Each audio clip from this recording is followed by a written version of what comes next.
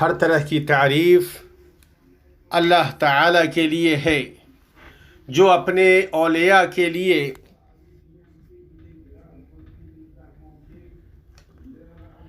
صفات جلال کے ساتھ ظاہر ہوا، ان کے دلوں کو اپنی صفات کمال کے مناظر کے ذریعے منور کیا اور اپنے عطا کردہ انعامات و احسانات کے ذریعے ان سے متعارف ہوا۔ میں گواہی دیتا ہوں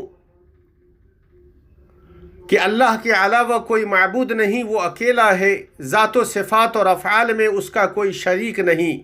میں گواہی دیتا ہوں کہ محمد اس کے بندہ و رسول ہیں۔ اللہ تعالیٰ نے ان کی بعثت و رسالت کے ذریعے اپنی مخلوق پر سب سے عظیم احسان فرمایا۔ اللہ تعالیٰ کا درود و سلام اور برکتیں نازل ہوں ان پر، ان کے صحابہ کرام اور ان کی آل و اولاد اور ان کے منہج و طریقے پر چلنے والوں پر۔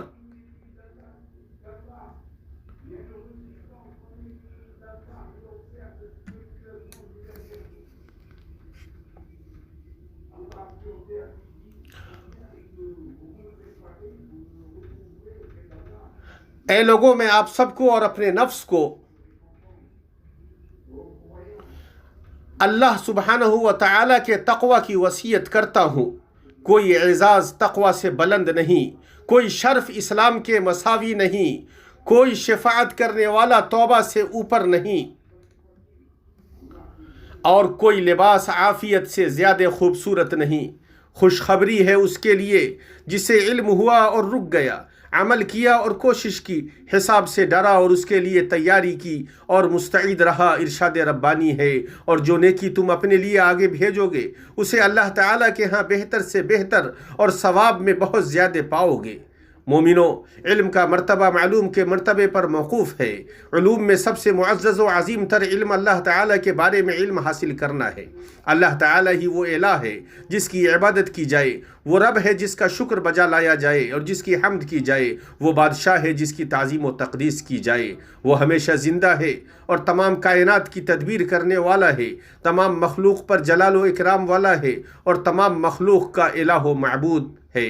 وہ بلا ابتدا کے اول اور بلا انتہا کے آخر ہے۔ وہ نظیر، تشبیہ اور مثال سے بالا تر اور فکر و خیال کے حکم سے بلند ہے۔ وہم و گمان اس تک نہیں پہنچتا، فہم اس کا ادراک نہیں کر پاتا اور مخلوق اس کے مشابہ نہیں۔ ارشاد ربانی ہے، اور وہ اس کے علم میں سے کسی چیز کا احاطہ نہیں کر سکتے مگر جتنا وہ چاہے۔ اور حدیث میں ہے، تیری ذات پاک ہے، میں تیری تعریف شمار نہیں کر سکتا، تو ویسا ہی ہے جیسے تو نے خود اپنی تعریف کی۔ اسے امام مسلم نے روایت کیا ہے۔ اللہ تعالیٰ صفات کمال کا مستحق ہے، جلال کی صفتوں سے متصف ہے۔ مخلوقات تعظیم و خشوع اور خوف و تابعداری کے ساتھ اس کی عبادت کرتی ہیں۔ ارشاد ربانی ہے، اور یہ کہہ دیجئے کہ تمام تعریفیں اللہ ہی کے لیے ہیں جو نہ اولاد رکھتا ہے، نہ اپنی بادشاہت میں کسی کو شریک و ساجی رکھتا ہے، اور نہ وہ کمزور ہے کہ اسے کسی حمایتی کی ضرورت ہو، اور تو اس کی پوری بڑائی بیان کرتا رہ۔ افلاک اس کی عظمت کی تسبیح بیان کرتے ہیں اور ہر طرح کی بادشاہتیں اس کی بادشاہت کے سامنے جھکتی ہیں۔ ارشاد ربانی ہے، ایسی کوئی چیز نہیں جو اسے پاکیزگی اور تعریف کے ساتھ یاد کرتی ہو۔ نیز ارشاد ربانی ہے، آسمانوں اور زمین کی ہر چیز اللہ تعالیٰ کی پاکی بیان کرتی ہے اور وہ غالب با حکمت ہے۔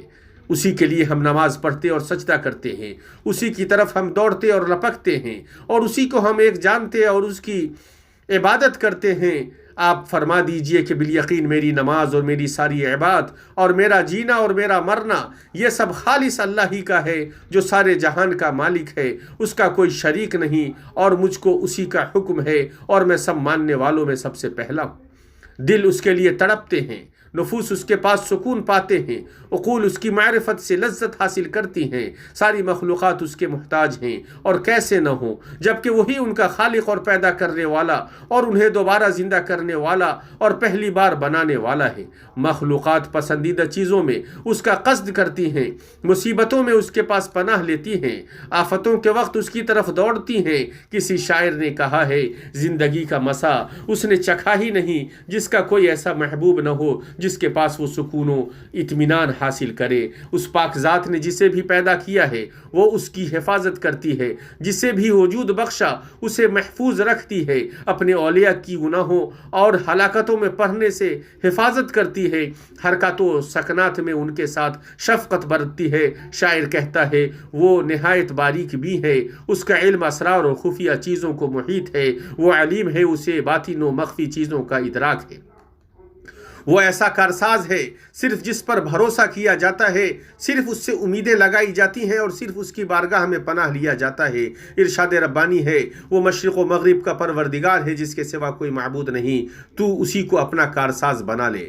ایسا جوڑنے والا ہے جو ٹوٹے ہوئے فقیر اور مصیبت زدہ کی ضرورتوں کو پوری کر کے ان کی لغزشوں کو مٹا کر اور بھرپور اجر و ثواب سے نواز کر دلوں اور جسموں کو جوڑتا ہے۔ اسی لیے دونوں سجدوں کے مابین نبی کریم صلی اللہ علیہ وسلم کی دعاؤں میں سے تھا، اے رب مجھے معاف فرما، میرے اوپر رحم فرما اور میری کمی کو پوری کر۔ اسے احمد، ابو داؤد اور ترمذی نے روایت کیا ہے۔ وہ معاملات کی تدبیر کرتا ہے، پیدا کرتا اور روزی دیتا ہے، حکم دیتا اور منع کرتا ہے، مارتا اور زندہ کرتا ہے، فیصلہ کرتا اور نافذ کرتا ہے، رات و دن کو رد و بدل کرتا ہے۔ ارشاد ربانی ہے سب آسمان و زمین والے اسی سے مانگتے ہیں، ہر روز وہ ایک شان میں ہے۔ اس نے ہر چیز کو گن رکھا ہے اور اس نے ہر چیز کو اپنی رحمت، حکمت اور بردباری سے گھیر رکھا ہے۔ اے لوگو، اللہ تعالیٰ سائل کو بے نیاز کرتا ہے، محتاج کے لیے کافی ہوتا ہے، مستحق ہونے سے قبل نعمت کی شروعات کرتا ہے، بغیر بدلے کی امید کے خوب احسان کرتا ہے۔ اس سے کسی پکار کو روکا نہیں جاتا، اس کے نزدیک کوئی فریاد ناکام نہیں ہوتی اور اس کے نزدیک کوئی کوشش رائیگاں نہیں جاتی۔ وہ اپنی بلندی میں قریب ہے، اپنی قربت میں بلند ہے۔ جب تم اسے پکارو گے تو وہ تمہاری پکار کو سنے گا، جب تم اس سے سرگوشی کرو گے تو تمہاری سرگوشی کو جان جائے گا، اور اس سرگوشی میں تم نے اپنی ضرورت اس کے سپرد کی، اپنے دل کی بات اس سے کہی، اپنے غموں کی شکایت اس سے کی، اپنی مصیبتوں کو دور کرنے کی درخواست اس سے کی، اپنے معاملات میں اسی سے مدد طلب کی اور اس کے رحمت کے خزانے سے اس سے وہ چیزیں مانگی جن کے دینے پر اس کے علاوہ کوئی قادر نہیں، چاہے زیادتی عمر ہو یا صحت بدن، چاہے کشادگی رزق ہو یا بندش کشائی۔ پھر اس نے تمہارے ہاتھ میں اپنے خزانوں کی کنجیاں رکھی ہیں، اس سوال کے عوض جس کی اس نے تمہیں اجازت دی، تو جب چاہو دعا کے ذریعے اس کی نعمت کے دروازوں کو کھولنے کی درخواست کرو، اس کی رحمت کی بارشوں کو طلب کرو۔ دعاؤں کی قبولیت میں تاخیر تمہیں نا امید نہ کرے، اس لیے کہ نوازش نیت کے بقدر ہے، اور بسا اوقات دعاؤں کی قبولیت میں تاخیر کی جاتی ہے تاکہ وہ سائر کے لیے زیادہ اجر اور امید کرنے والے کے لیے زیادہ نوازش کا سبب ہو۔ وہ ان کے لیے مددگار ہے جن کے راستے مسدود ہو گئے ہیں، اور ان کے لیے رہنما ہے جن پر تدابیر تنگ ہو گئی۔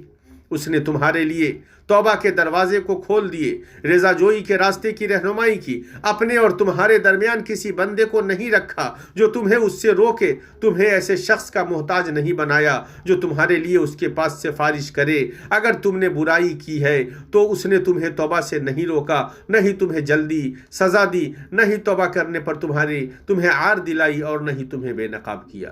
اس نے گناہ سے تمہارے رکنے کو نیکی قرار دیا، اس نے تمہارے گناہ کو ایک ہی شمار کیا اور تمہاری نیکی کو 10 شمار کیا۔ اے اللہ، تمہاری ذات پاک ہے، تیری ذات پاک ہے۔ اے بادشاہ، تو کتنا طاقتور ہے، تیری ذات پاک ہے۔ اے بلند، تو کتنا ہی بلند ہے، تو شان و عظمت اور کبریائی و حمد والا ہے۔ تیرے لیے ہی اے اللہ ذلیل ہونا اور جھکنا ہے، اور تجھی سے عز و غلبہ ہے۔ تیری ہی طرف مشتاق ہونا اور تجھی سے ڈرنا ہے۔ تیری ہی توحید میرا اعتقاد ہے اور تجھی پر بھروسہ ہے۔ تیری معافی کی امید ہے اور تیری خوشنودی کی تلاش۔ میں وہ باتیں کہہ رہا ہوں جو آپ سن رہے ہیں۔ میں اللہ تعالیٰ سے اپنے لیے اور آپ سب کے لیے اور تمام مسلمانوں کے لیے ہر طرح کے گناہوں اور خطاؤں سے مغفرت طلب کرتا ہوں۔ اسی سے مغفرت طلب کرو، یقیناً وہ توبہ کرنے والوں کے لیے بہت زیادہ معاف کرنے والا ہے۔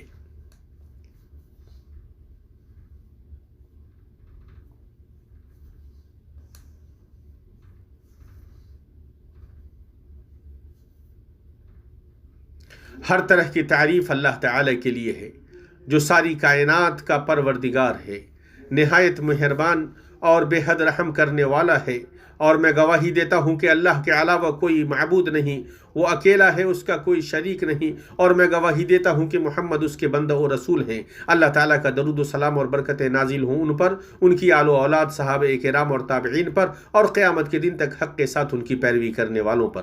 اما بعد، اللہ کے بندو، اللہ کا تقوی اختیار کرو اور جان لو کہ اللہ تعالیٰ کی معرفت راستہ چلنے والے کے لیے منارہ اور حیران زدہ کے لیے ہدایت ہے۔ شیخ الاسلام ابن تیمیہ رحمہ اللہ نے فرمایا، لذت و فرحت، وقت کی خوشگواری، اور جس کو بیان نہیں کیا جا سکتا، اللہ سبحانہ کی معرفت، اس کی توحید اور اس پر ایمان لانے میں ہے۔ ان کی بات ختم ہوئی۔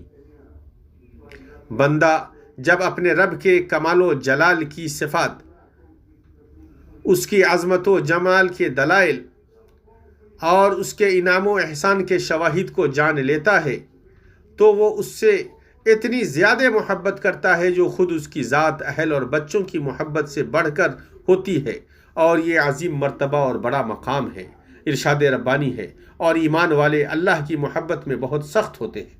مصطفیٰ صلی اللہ علیہ وسلم نے فرمایا، 3 خصلتیں ایسی ہیں کہ جس میں پائی گئیں وہ ایمان کی مٹھاس کو پا لے گا، اللہ اور اس کے رسول اس کے نزدیک سب سے زیادہ محبوب ہو جائیں، وہ کسی انسان سے صرف اللہ کی رضا کے لیے محبت کرے، وہ کفر میں واپس لوٹنے کو ایسا برا جانے جیسا کہ آگ میں ڈالے جانے کو برا جانتا ہے۔ اس حدیث کو بخاری و مسلم نے روایت کیا ہے۔ اپنے رب تعالیٰ سے بندہ کی محبت کے لوازم میں سے یہ ہے کہ وہ صرف اس ذات واحد کی عبادت کرے جس کا کوئی شریک نہیں، اس کے لیے اخلاص اختیار کرے، اس کے اوامر کو بجا لائے اور اس کے منہیات کو چھوڑ دے۔